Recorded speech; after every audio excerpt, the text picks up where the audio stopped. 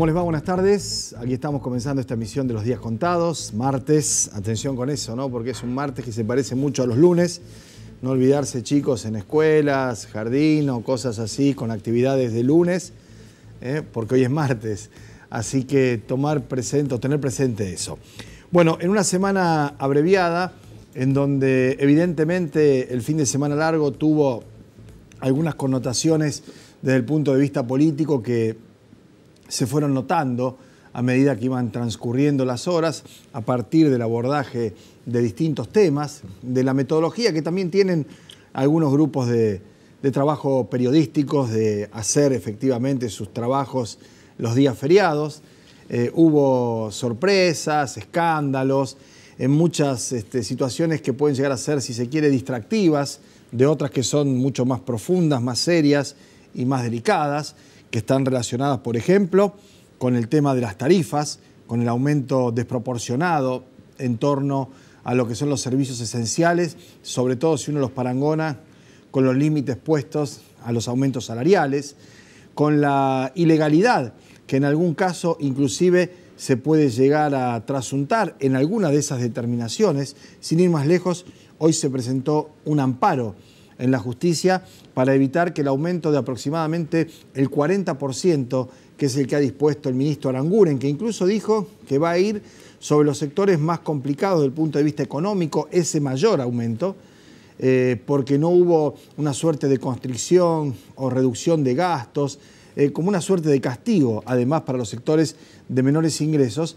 no está contemplado en la ley que establece el marco regulatorio. Es decir, el aumento que ya Aranguren quiere mandar en las facturas a partir de abril, por cuestiones legales, incluso que afectan los preceptos constitucionales, no podría aplicarse sino hasta el mes de mayo. De esto vamos a estar hablando con Alberto Muñoz, un hombre que ha trabajado mucho en torno a los servicios públicos, que en su momento ha estado en el ente regulador del agua también en la provincia de Santa Fe, que ahora integra una mesa de distintos sectores en contra de los tarifazos a nivel nacional, a nivel provincial, y si hubiera tarifa a nivel municipal, aunque en realidad no es una tarifa, sino un cargo fijo, el de la alumbrado, el de la limpieza o el DREI para los comerciantes, también estar en eso, va a estar conversando con nosotros. Pero antes de meternos en esta cuestión, que es la que va a ocupar la segunda parte del programa, vamos a volver sobre algo que en su momento comenzamos a transitar aquí la semana pasada, cuando nos visitaba el diputado Luis Contigiani, que es uno de los pocos, por no decir el único, porque después nos fuimos enterando que algunos lo donaban, pero lo cobraban, el tema de los pasajes, vino a mostrarnos aquí la carta que le mandó al presidente del cuerpo de la Cámara de Diputados, Emilio Monzó, que dicho sea de paso, es también uno de los beneficiarios de su propia resolución del canje de pasajes. Vamos a escuchar lo que decía Contigiani, porque a esta hora ya hay no menos de tres proyectos para ver si se termina con este despilfarro de dinero, más allá de las valoraciones, los posicionamientos, las lecciones que dan algunos, lo que borran con el codo otros de lo que han escrito con su mano, de las justificaciones y sobre todo, y en la provincia de Santa Fe, y después de haber puesto eso en el aire, recibimos en la producción del programa, y yo personalmente, el llamado y la comunicación de más de un diputado y diputada por la provincia de Santa Fe, a los que les renovamos públicamente, igual que lo hicimos la semana pasada, la invitación a venir a explicar a esa silla que está aquí la perspectiva que tienen de la legitimidad de ese dinero que perciben. Bueno, no han insistido en venir ninguno más. Sigue abierta esa instancia de explicarle a la opinión pública cómo es esta historia de los pasajes que se canjean por dinero y que algunos, por ejemplo, un puñado de los que recién asumieron, rápidamente fueron en diciembre a canjear lo que les tocaba. Martín Lustó, ministro de Economía en su momento, luego embajador argentino en Washington. Digo, fíjense por el nivel de necesidad, ¿no? El diputado Iglesias, que es uno de los que lo donó después porque se dio cuenta que estaba avanzando en un lugar donde no debía avanzar. Gabriela Cerruti, del Frente para la Victoria, una diputada que pretende ser combativa o cuestionar algunas políticas, pero rápidamente fue a pasar por caja, ¿no? Esto decía Contigiani en nuestro programa la semana pasada, a mitad de semana. Yo en diciembre rechacé el sistema de canje en general. porque yo uso todos los pasajes, por suerte tengo muchos asesores ad honorem, gente que se ha ofrecido a trabajar y a darme una mano, y los uso para comisiones, para ir a determinados lugares. Yo le hago una gran utilidad, como creo que lo están haciendo muchos otros diputados. Ahora digo que frente a la bancarización, que es la trampa que ahora quieren hacer el sistema, yo ahí interpuse esa nota diciendo no, ni plata en mano, ni bancarización, rechacemos esto, no nos hace bien, saquémoslo. Bueno, hay 3 proyectos ya en la Cámara de Diputados para terminar con eso. De hecho, ya los diputados bonaerenses y de Capital, de Ciudad Autónoma de Buenos Aires, no lo van a cobrar el mes que viene. Por lo menos esto es lo que ha dicho el presidente de la Cámara de Diputados, que insisto, también los cobró. Hace un rato escuchábamos a Felipe Solá. También Graciela Camaño, presidenta del bloque del masismo en la Cámara de Diputados, decía que le parece bárbaro que Macri haya cambiado de idea, porque cuando fue diputado cobró todos los meses la plata por el canje de boletos. ¿Y por qué es esta plata por el canje de boletos? Viene de tiempo inveterado, pero se ha multiplicado mucho más desde que asume el gobierno del presidente Macri. Emilio Monzó el año pasado tuvo que retroceder con un dietazo que se había provocado la Cámara de Diputados porque a la gente no le gustaba un aumento absolutamente desproporcionado. Entonces se volvió para atrás con ese aumento que iba a ser de la dieta y se inventó esta historia de mejorar el canje de los pasajes. Si canjean toda la plata son unos 40.000 pesos por mes en los diputados, 70.000 los senadores. Y créanme que lo canjean, y los canjean. Digo porque esto, que insisto, motivó la reacción de algunos en forma privada, por mes, estamos hablando de a fin de año más o menos unos 700.000 pesos, 800.000 en los senadores y cerca de 400.000 en los diputados. Motivó una reacción airada, después pararon, no me llamó más ninguno para venir al programa a explicarlo. Entre otras cosas porque el presidente habló por una radio de la ciudad de Rosario, por Radio 2, y dijo que le parecía mal, que en definitiva había que blanquear la dieta, llegado el caso. Insisto, Macri la cobró, se ve que se olvidó de eso, pero no hacer esto porque no corresponde. Bueno, como lo dijo públicamente Macri, Elisa Carrió también salió públicamente a fijar su posición y no habló únicamente de los pasajes como quieren ahora recortar la realidad los propios medios que dieron aire a Elisa Carrió y que fue más allá de lo que la, entre comillas, prudencia indicaba a la hora de manifestar su posición. Entre otras cosas, contó que recorrió 37 veces el país o 27 veces el país como si alguien se lo hubiera pedido o como si tiene que ser la plata de los congresales o del Congreso o de los argentinos la que le posibilita a ella hacer 27 recorridas al país, ¿no? Esa pretendida posición de madre de la patria la llevó a Carrió a decir esto en un programa del Grupo Clarín. Míralo porque vale la pena escuchar en detalle todo, no únicamente lo de los pasajes. Un departamento. Lilita, ¿no estás de acuerdo con la decisión de Macri entonces? Digamos, con esta decisión de Macri de haber criticado el tema de las dietas. Mire, Macri viaja en helicóptero, así que no tiene problema y desde chiquito. ¿Lo hablaste con el presidente? No, lo estoy diciendo públicamente porque él lo dijo públicamente. Él desde chiquito viaja en aviones privados, así que no tiene idea de lo que significa ser decente, hacer política decentemente. No tiene idea de lo que significa ser decente, hacer política decentemente, tener distribuida una familia por todos lados, sufrir injurias, calumnias, sabiendo que salís y al otro día ganás 7 veces más, eso sí, te desentendés de la Argentina. Bueno, dijo, no tiene idea de lo que es ser decente, ni hacer política decentemente. Después me parece que cuando se dio cuenta que, como dicen en el campo, tiró la gorra muy lejos, trató de explicar que decencia en ese caso era sinónimo de austeridad. Si algo sabe Carrió es utilizar el léxico y el lenguaje, y me parece que la traicionó el subconsciente, o dijo lo que pensaba, después pensó bien lo que dijo y trató de desdecirse. Esto habla mal de Macri. Si ella cree que no hace política decentemente y no sabe lo que es ser decente, sí, pero habla peor de Carrió. O Carrió se enteró ayer de esto, o Carrió lo conoció hace 2 horas al presidente, o sabe lo de los pasajes y su posición hace un ratito nada más. No le contestó nadie a Carrió porque le tienen miedo, porque hay gente en el gobierno que evidentemente tiene cosas que puede contar o mostrar la propia Elisa Carrió y que por tanto se quedaron callados. Y solo Frigerio dijo es un tema de la Cámara.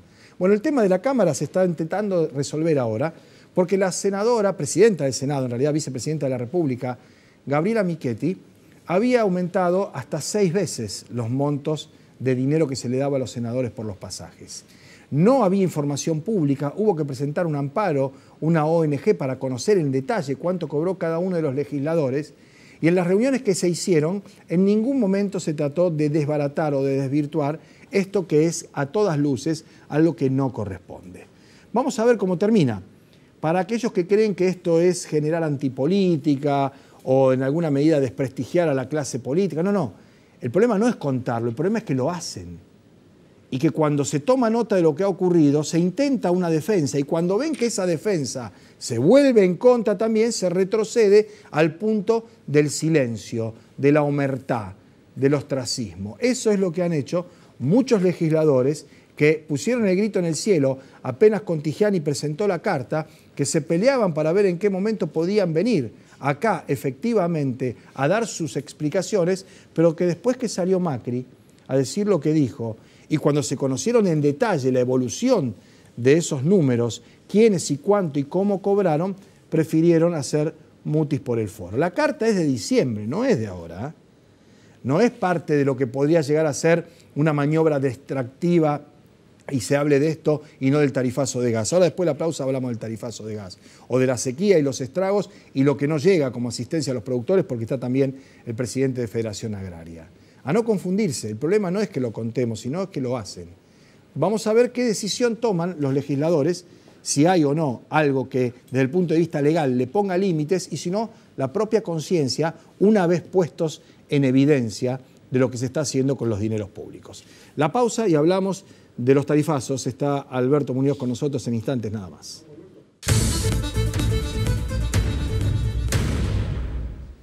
Muy bien, nos acompaña Alberto Muñoz, presidente de la Unión de Usuarios y Consumidores. El tema son las tarifas de los servicios públicos. Hoy tomábamos nota de una presentación judicial que vos me decías en el corte, que es la misma ONG, CEPI se llama, que en su momento detuvo el tarifazo, lo postergó un año, ¿no? Cuando la Corte Suprema falló que no podía aumentarse la tarifa sin que hubiera audiencias públicas. Y vos me decías que eso fue una plata muy importante que quedó en el bolsillo de los argentinos. Bueno, exactamente. En el año 2016, claro, viene todo tan rápido, ¿no? Sí. No. En el año 2016, el gobierno, en abril del 2016, quería aplicar un tarifazo de una magnitud sideral. Hubo distintos recursos de amparo en todo el país, los ruidazos, las multisectoriales. Y uno de esos recursos del CEPI llegó a la Corte Suprema de Justicia, que le dio la razón y se postergaron los aumentos pidiendo las audiencias prácticamente públicas. un año. Un año. La medida que querían aplicar en abril del 2016, recién la pudieron terminar de aplicar en abril del 2017. Esos fueron 20.000 millones de pesos que quedaron en el bolsillo de las familias argentinas. Claro. Entonces, esa misma asociación es la que hoy le está discutiendo al ministro la vivada que ha tenido, ¿no? Sí, de adelantar un mes el tarifazo. De adelantar un mes el tarifazo, que yo quiero marcar concretamente, ¿no? Los tarifazos que ha hecho Aranguren tienen una matriz antiecológica y antiequitativa. Él ha tratado por todos los medios de aplanar la tarifa. ¿Eso qué quiere decir? Le ha aumentado muchísimo más al jubilado. Al jubilado que tiene una estufa, una cocina. A ese le viene 40 ahora más. Bueno, pero el acumulado de todo este tiempo está en el orden del 800-900%, mientras que al que tiene losa radiante, pileta climatizada, que está en el rango R3-4, el más grande de los más grandes, a ese le ha aumentado el 200%. Entonces, o sea, 4 veces menos. Eso no tiene explicación, ni en términos equitativos, claro, ni en términos ecológicos, porque usted tiene que premiar el bajo consumo. Claro, al que gasta menos, cobrarle menos, por supuesto, y decirle cuanto menos gastás, menos te vamos a cobrar. Esa es la lógica. Bueno, el ministro utiliza la lógica inversa, convengamos, es un ministro que tiene que ver con la industria del sector, es un ministro que está muy comprometido, de hecho, fue gerente de una de las compañías, tenía acciones de esa compañía y ha venido beneficiando permanentemente al sector. Sí, ¿no? sí, era el Ha hecho un presidente milagro. de Shell en Argentina. Ha hecho un milagro. Y al vender sus acciones dejó el dinero afuera y dijo que hasta que no haya confianza en el país van a estar allá sus dineros. Fijémonos que ha hecho un milagro el ministro, ¿no? Porque se decía que había que quitar los subsidios para achicar el déficit fiscal. Resulta que nos quitaron los subsidios y el déficit fiscal energético sigue siendo grande. ¿Por qué?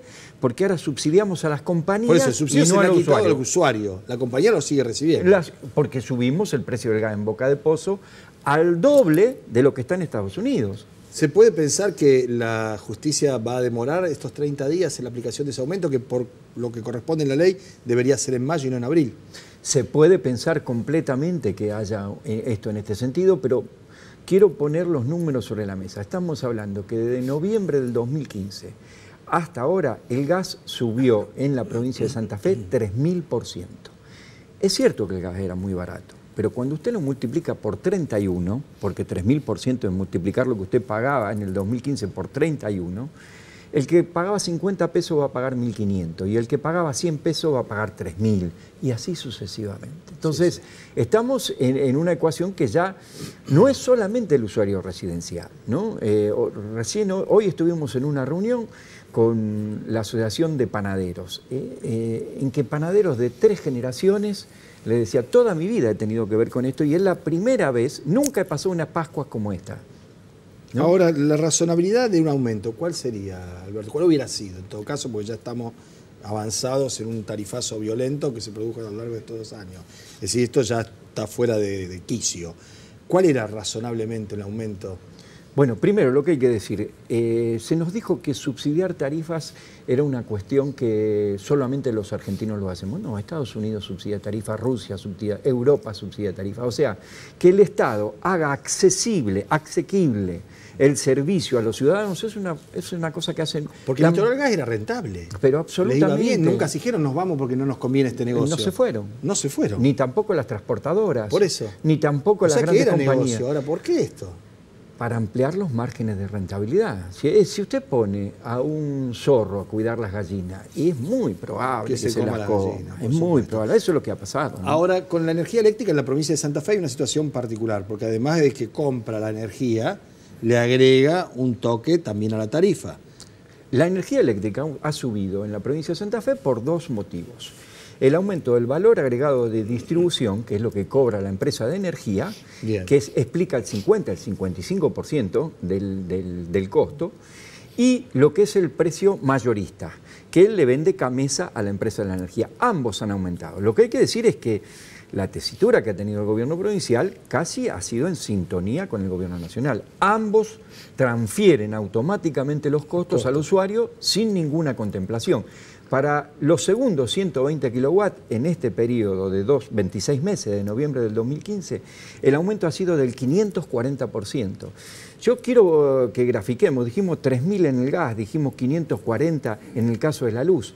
El IPC Congreso subió en el más alto, ¿no? Sí, el más... 76% en ese periodo. Entonces, los salarios, las paritarias, 74, 70, la paritaria que más sacó, 78. O sea, con tarifas que le ganan por 5, por 6, por 7, por 20, no es imposible, no le están cortando el salario al jubilado, al trabajador, permanentemente quitándole poder adquisitivo. Lo último, el agua, ¿no? Que ahora viene una importante distribución de medidores en una zona vasta de la ciudad de Rosario, ¿no? Bueno, el agua. El año pasado subió el 70%. La paritaria provincial fue el 25%. ¿Cómo explicamos eso? ¿Cómo explicamos que la provincia ahora esté hablando de 18% de aumento, pero el agua vaya a subir el 50%? ¿Cómo explicamos? ¿Cómo le explicamos a la sociedad que usted defiende paritarias 3 veces inferiores?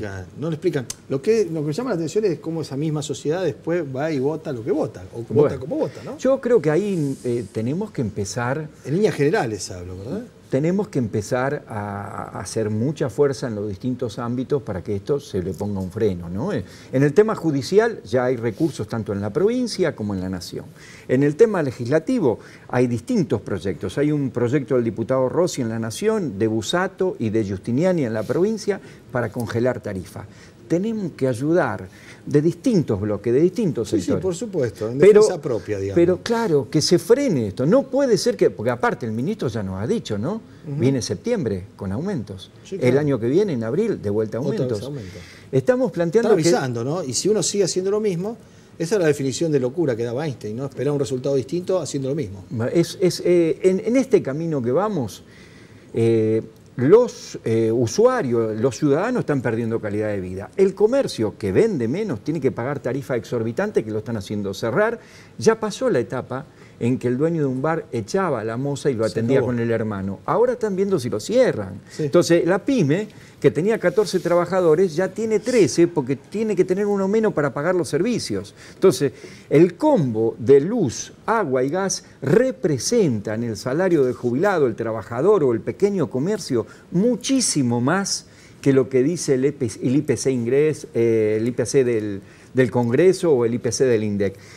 Es un peso que está haciendo que negocios cierren, que las pymes se vean y que mucha gente ya no pueda pagar la tarifa. Gracias por venir, Alberto. No, muchas gracias a ustedes. Nos vamos a la pausa. Cuando volvamos hablamos del campo, ¿no? De la sequía. Bueno, llovió justo el fin de semana, tarde pero seguro. Vamos a ver si esto ayuda un poco o alivia la situación. Ya venimos. Bueno, muy bien, nos visita el presidente de la Federación Agraria Argentina. Un momento bravísimo, ¿no? Porque además de la situación de las políticas de Estado, se agrega una contingencia climática que es inmanejable, ¿no? Un momento muy bravo para el campo, ¿verdad? Sí, Pablo. Bueno, gracias por la invitación al programa. Y como decís vos, sabés que la Federación Agraria viene planteando durante todo el 2017, digo, para hablar de los últimos meses, veníamos planteando y demandando cambios de política pública para el sector agropecuario, especialmente para los pequeños y medianos, porque terminamos el 2017 con los productores con un 25% de nivel de deuda más grande que el 2016. O sea, terminamos más endeudados. Terminamos con una reforma impositiva que igualó justamente, pero igualó para los grandes contribuyentes que le bajaron impuestos a las ganancias, y para los productores agropecuarios pequeños y medianos seguimos pagando el 35% de impuestos a las ganancias. O sea, igualaron para arriba. Sí. Nosotros vamos a tener menos competitividad con grandes actores del sector agropecuario.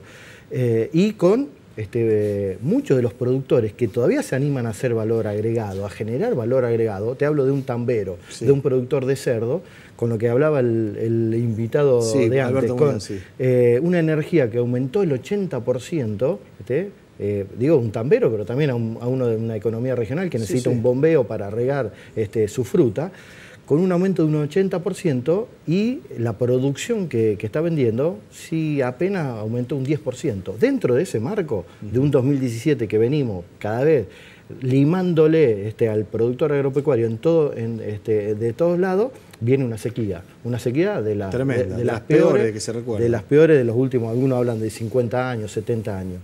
Y que, bueno, realmente se va a llevar puesto a miles de productores agropecuarios, los más chicos, porque si no hay herramientas extraordinarias a esta situación extraordinaria, no hay manera de salir. No Ahora, hay manera de salir. Buscando a lo mejor esas herramientas, ustedes se reunieron la semana pasada, antes del feriado, con Marcos Peña, el jefe de gabinete, es decir, alguien que no tiene que ver, espera que consulto, ¿no? Quiero decir, no es un segunda línea. Estaba Lopetegui también en esas reuniones, era el entramado, el núcleo duro del macrismo. Fue un pedido del Consejo Directivo de la Federación Agraria, decir, bueno, necesitamos urgentes medidas, por eso vamos a aquellos que toman las decisiones. ¿Qué le dijeron? Que esto no se arregla con la declaración de emergencia, nos parece muy bien y adecuado que hoy ya se declare la emergencia, que la provincia declare la emergencia. Esto tiene que ir a homologarse a nivel nacional, pero con eso no alcanza, no es una herramienta que le solucione ¿Hubo algo el problema. concreto?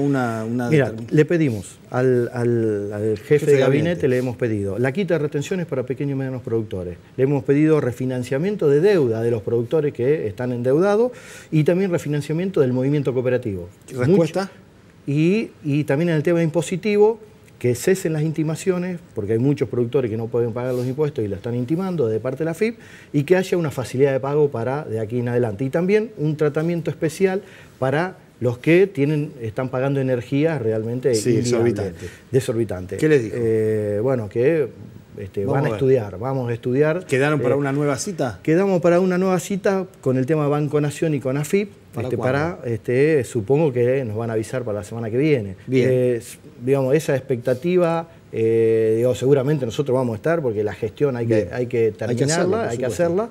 Pero Pablo, te puedo asegurar de que un productor hay una diferencia de una sequía que ha pasado un productor hace 10 años atrás al de este año. 10 años atrás un productor necesitaba o se tenía que endeudar, digamos, en 10 quintales por hectárea para sembrar una soja. Para dar un ejemplo, para comprar la semilla, el fertilizante, el gasoil, necesitaba endeudarse en 10 quintales, ahora necesita 18. Se endeudó en 18 prácticamente quintales. El doble. Imagínate que está cosechando 10 o 12 quintales. Los números... No hay manera. Vamos a volver a charlar la semana que viene después de otra reunión con Peña, a ver qué se trae. Bueno, sí, por supuesto. Ojalá que nos pueda recibir Peña y haya algo más que con respuestas que necesitan los productores, que necesitan los pequeños y medianos productores. Gracias, Pablo. No, al contrario, gracias a vos. A ustedes también, les agradecemos haber compartido con nosotros esta media hora. Volvemos mañana a partir de las 2 de la tarde. Chao.